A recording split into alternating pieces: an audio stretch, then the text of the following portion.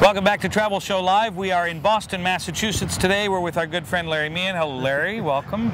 Thank you. Thank you for being here. It is my pleasure to be here. I'm so glad we get to do this in person. This is the first time. We were always chatting on the phone. It's true. And now we get to do it in person. Exactly. I think we should start with where we are. Because really, it looks like a really nice green field. That's nice. But it's really significant. It's very significant. We are on the Rose Kennedy Greenway.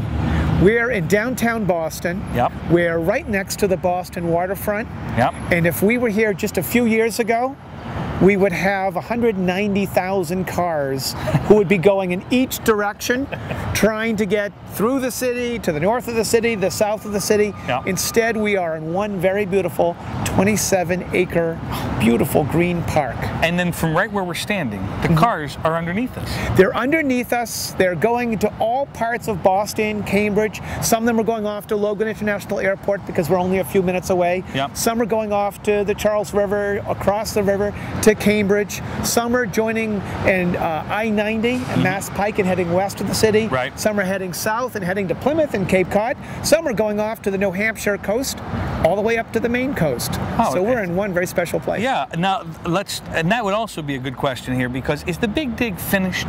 The Big Dig is completely finished. It took us more than what we hoped was going to be 4, then 6, then even 12 years. So it's really a 20-year, $15 billion project, right, which managed to go and take all of the traffic in downtown Boston, put it underground, and fix it so that one can get from Logan International Airport into the city, not in a fraction of the hour, in a number of minutes. Right. Underneath us, public transit.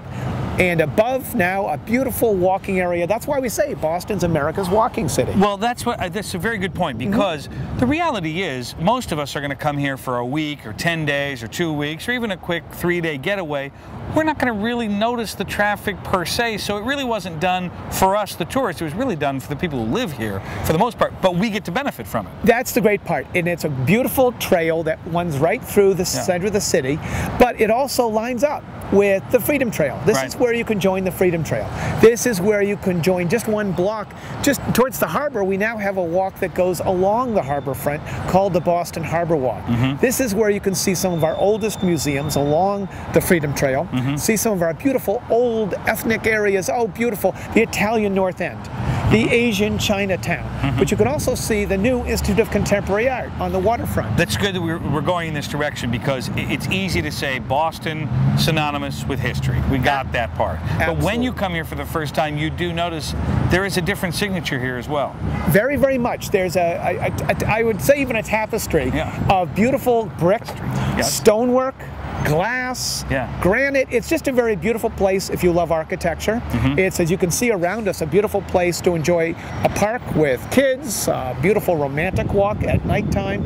It's a very beautiful place to walk in that way, but also to enjoy the food, because when you go off to the north end, just a little bit north of us right now, beautiful Italian food. South, the Chinese, all kinds of food from all over Asia, and of course we're on the waterfront, so that means great seafood. Great seafood. Now, if we take a step back in history, when we travel throughout this country, we're going to see a lot more places where Civil War has been commemorated. You're going to see a lot more of those sites. Yes.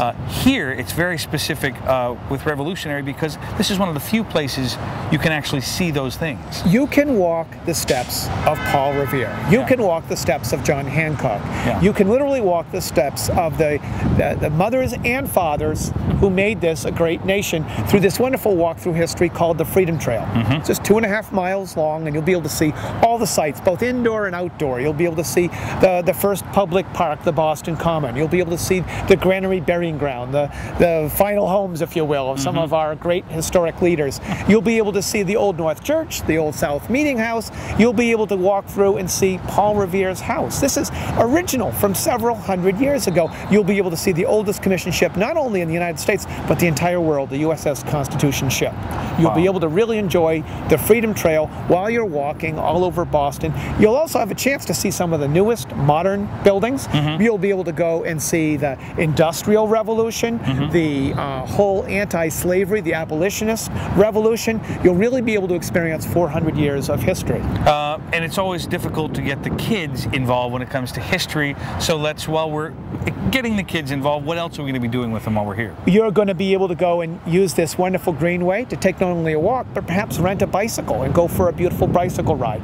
You'll be able to go 1 block from here to one of the finest aquariums in the entire world, the New England Aquarium.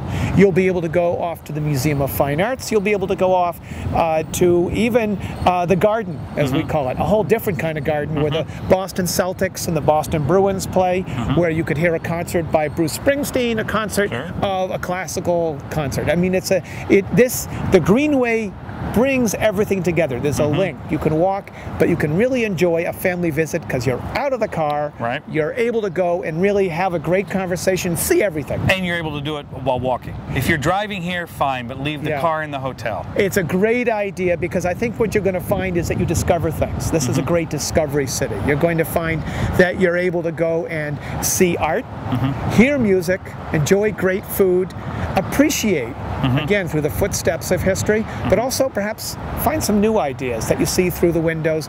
And of course, if you're a shopper, you're going to find that every single block there is everything from designer to absolute bargain goods just waiting for you. That's why you drove here, because you could pack up the car with all the shopping bags. And I think there's, what is it, 5% sales tax or something here? It's the lowest sales tax anywhere in the United States. It's 6.5%. But if it's clothing, whether it's from your head all the way to your toe, that's shoes to hat and everything in between, no tax on clothing. It doesn't get much better than that. No, it doesn't. Larry, thanks for doing this. Oh, thank you very much. I hope everyone's going to come and visit. I think they will based on this interview. Oh.